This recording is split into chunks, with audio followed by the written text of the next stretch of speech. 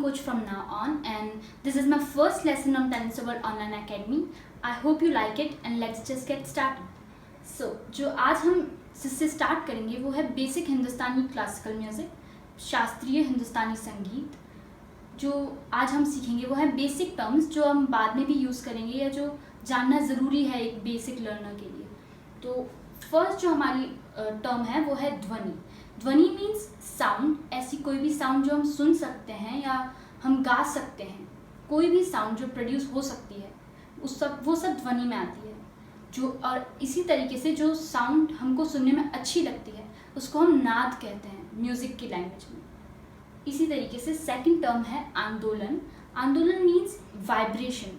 Vibration कोई भी जब हमको साउंड प्रोड्यूस करनी होती है वो सिर्फ वाइब्रेशन से ही प्रोड्यूस होती है। जैसे कोई गिटार की स्ट्रिंग है, जब तक हम उसको वाइब्रेट नहीं करते तब तक आवाज़ नहीं आती। इस तरीके से हमारे जो वोकल कोड्स हैं वो भी सब आवाज़ जो निकालते हैं वो वाइब्रेशन की वजह से ही निकालते हैं। सबसे इम्पॉर्टेंट पार्ट है म्यूज़िक की कोई भी किसी भी तरीके से गाने के लिए आंदोलन। इसको कंपन भी कहते हैं। मेनली ये सारा कंपन है, लेकिन जब हम म्यूज़िक की बात करते हैं, म्यूज़िक वो है जो हमको सुनने में अच्छा लगे। इसी कंपन को जब हम म्यूज़िक के अंदर यूज़ करते हैं तो इसको आंदोलन कहते हैं। थर्ड टर्म है हमारी नाद। नाद मतलब जो मैंने बताया था कि म्यूज़िक के अंदर जो मधुर ध्वनि होती है या मधुर साउंड या स्वीट म्यूज़िक जो हमको सुनने में अच्छा लगेगा वो सब नाद के अंदर आता है। नाद की 3 विशेषताएं हैं: नाद का छोटा बड़ापन, नाद की ऊंचाई या नीचाई और नाद की जाति अथवा गुण। सो जो फर्स्ट है वो है नाद की ऊंचाई या नीचाई। ये जिस पे बेस करता है वो है वाइब्रेशन, आंदोलन, जो हमने बात की थी। 12 स्वर होते हैं म्यूज़िक के अंदर मेनली, सारे गा मा पा धा नी, ये तो 7 स्वर हो गए। और इसके अलावा कोमल और तीव्र स्वर भी होते हैं जो हम बाद में पढ़ेंगे, विकृत स्वर जिनको कहते हैं। इनको मिला के टोटल जो बेसिक जितने भी हैं जिससे पूरा म्यूज़िक बना है, अल्फ़ाबेट्स ऑफ म्यूज़िक, वो हैं ये 12 स्वर। इसी से सारा म्यूज़िक बनता है। तो ये जो 12 स्वर है इन सब के बीच में जो डिफरेंस बनाता है वो ये है वाइब्रेशन। जितना ज़्यादा वाइब्रेशन वोकल कोड्स में होगा स्वर उतना ऊंचा जाएगा, और जितना कम वाइब्रेशन म्यूजिक वोकल कोड्स में होगा स्वर उतना नीचे होगा। यही डिफरेंस सा और नी के बीच का है। नी का जो वाइब्रेशन जब भी होगा वो सा के कंपेयर में ज़्यादा होगा, और जो सा का वाइब्रेशन है वो कम होता है, इसलिए वो स्वर नीचा है। सबसे पहला पॉइंट ये कंप्लीट है। सेकेंड है नाद का छोटा या बड़ापन। नाद का छोटा या बड़ापन मतलब ध्वनि कितनी ज़ोर से या कितनी धीरे हम बोल रहे हैं। जैसे एक हम सा बोलते हैं सा, और एक सा है सा। इन दोनों में आवाज़ का डिफरेंस है, या मतलब कितना ज़ोर से और कितना धीरे बोलते हैं हम, उसको कहते हैं नाद का छोटा या बड़ापन। नेक्स्ट है नाद की जाति अथवा गुण।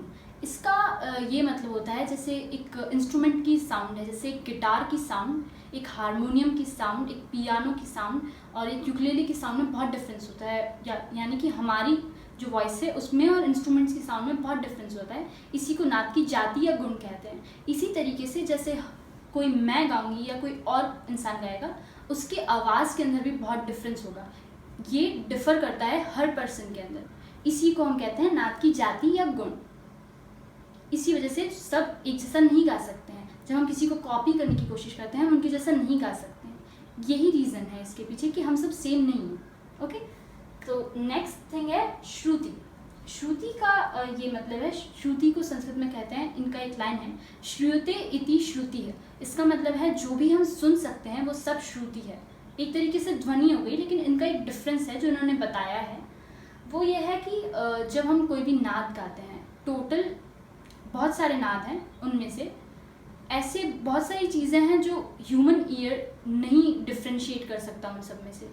इसलिए जिन्होंने म्यूज़िक बनाया था उन्होंने ऐसी 22 या 22 नाद निकाल लिए थे अलग से, जो हम डिफ्रेंशिएट कर सकते हैं उनमें से। इन सभी जो 22 नाद हैं जिनको हम कान सुन सकते हैं उनको हमने श्रुति कहा है।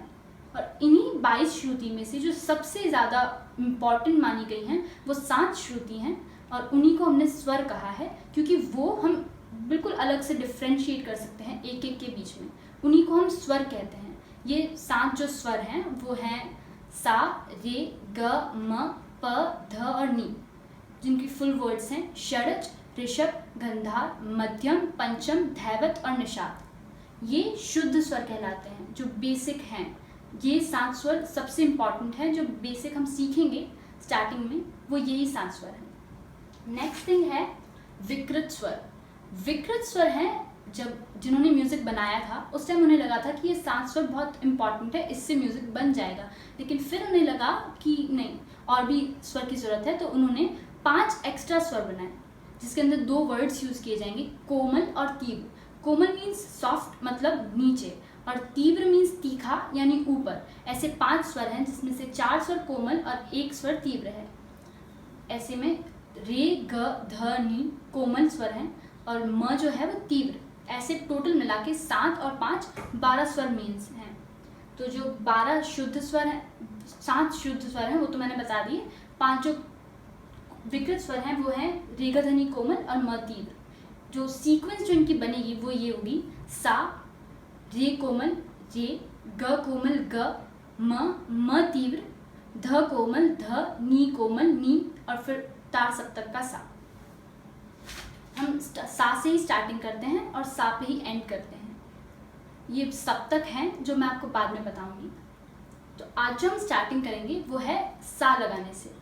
सा, जैसे अभी मेरे पास इलेक्ट्रॉनिक तानपुरा है, मैं उस पर सा लगाऊंगी। इस पर स्केल्स होते हैं, ए शार्प, बी, सी, इस तरीके से। आप चाहें तो ज़रूरी नहीं है आपको इलेक्ट्रॉनिक तानपुरा यूज़ करना है, आप यूट्यूब पे सर्च कर सकते हैं ए शार्प तानपुरा, या जो भी आपका स्केल है उस नाम से तानपुरा आपको वहीं मिल जाएगा। मैं यहाँ पर तानपुरा यूज़ कर रही हूँ।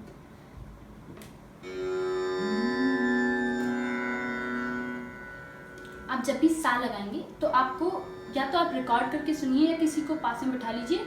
आपको ये देखना है कि जो तानपुरा आवाज़ निकाल रहा है उससे मैच करती हुई आपको आवाज़ निकालनी है।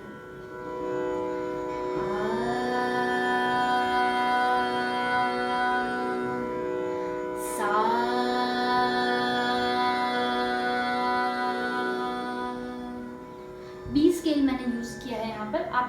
आपको यही प्रैक्टिस करनी है, कम से कम रोज़ 10 मिनट आपको सिर्फ सा की प्रैक्टिस करनी है। इसके बाद आपको रे, ग, ध, नी सब सिखाया जाएगा, लेकिन सबसे पहले सबसे इम्पॉर्टेंट जो है वो सा की प्रैक्टिस करना है। आपको सा लगाते वक्त 2-3 चीज़ें ध्यान रखनी है कि आपकी माउथ जो है वो पूरा खुलना चाहिए, प्रोनाउंसिएशन बिल्कुल क्लियर आना चाहिए। जैसे सा, इतना माउथ वाइड ओपन होना चाहिए प्रॉपर साउंड के लिए।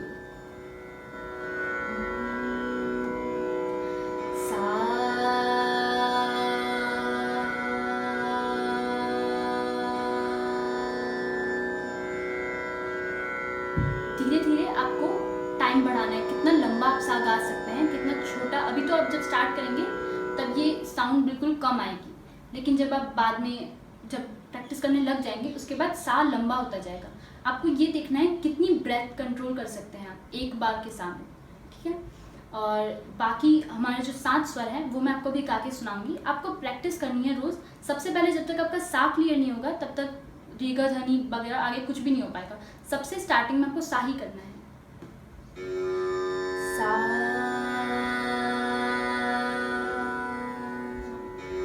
सा, रे, ग, म, प, ध, नी, सा, सा, नी, ध, प, म, ग, रे, सा।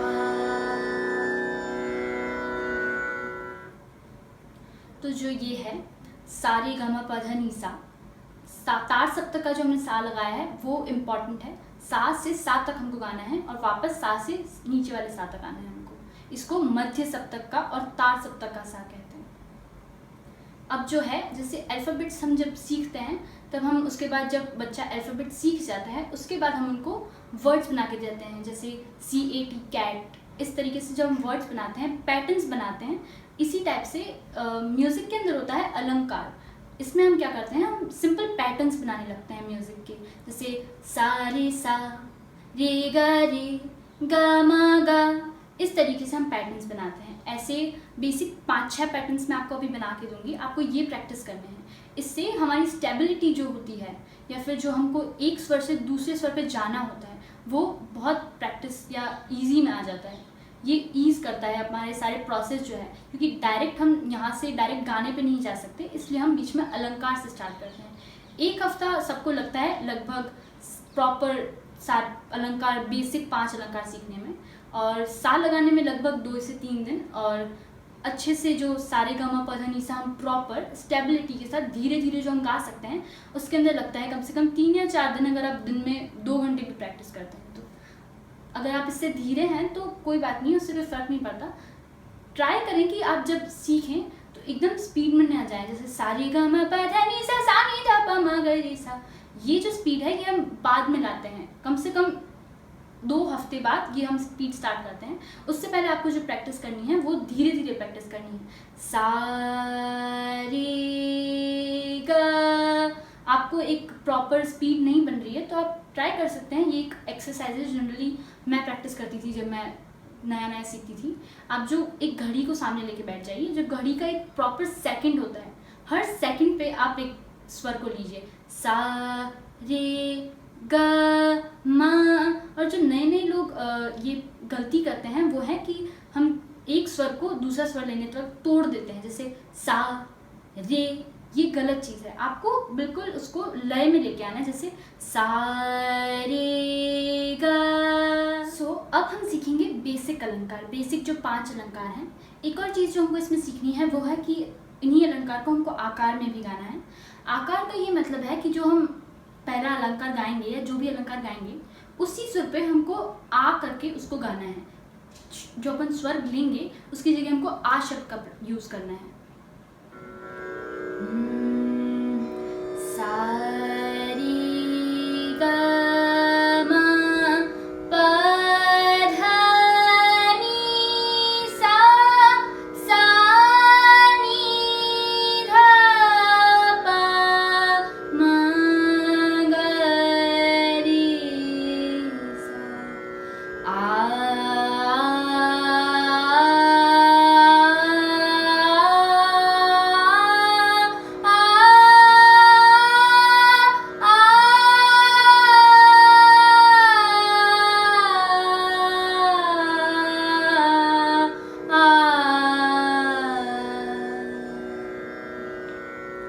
सेकंड अलंकार, सा सा रे रे गा गा मा मा पा पा धा धा नी नी सा सा सा सा नी नी धा धा पा पा मा मा गा गा रे रे सा सा।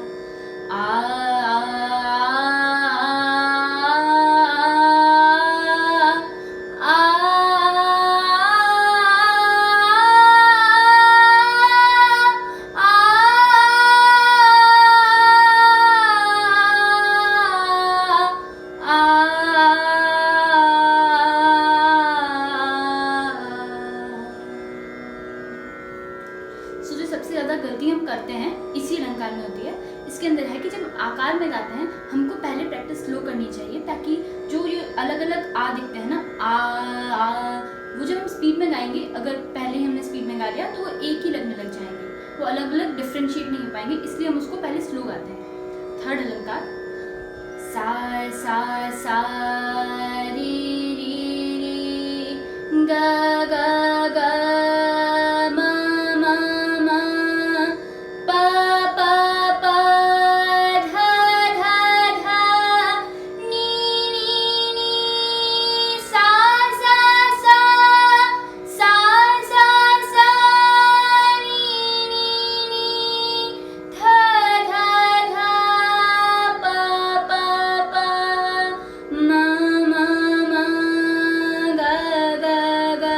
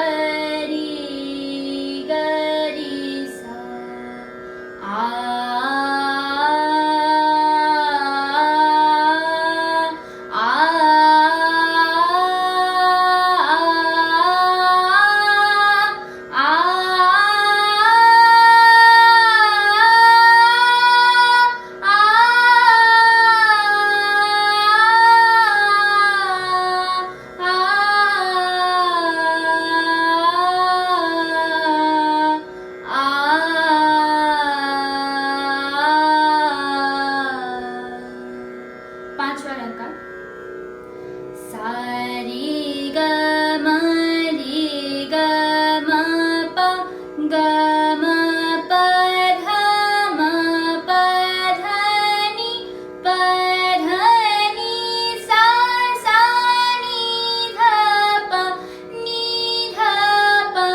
म ध प म ग प म ग रि म ग रि सा आ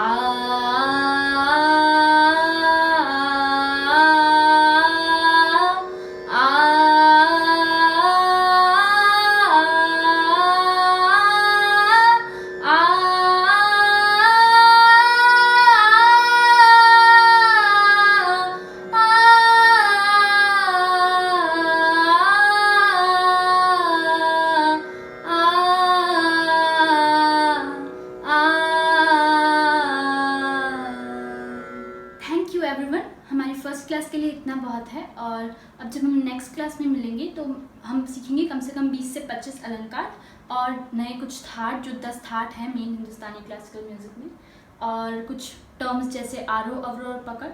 आई hope to see you in my next class. Thank you.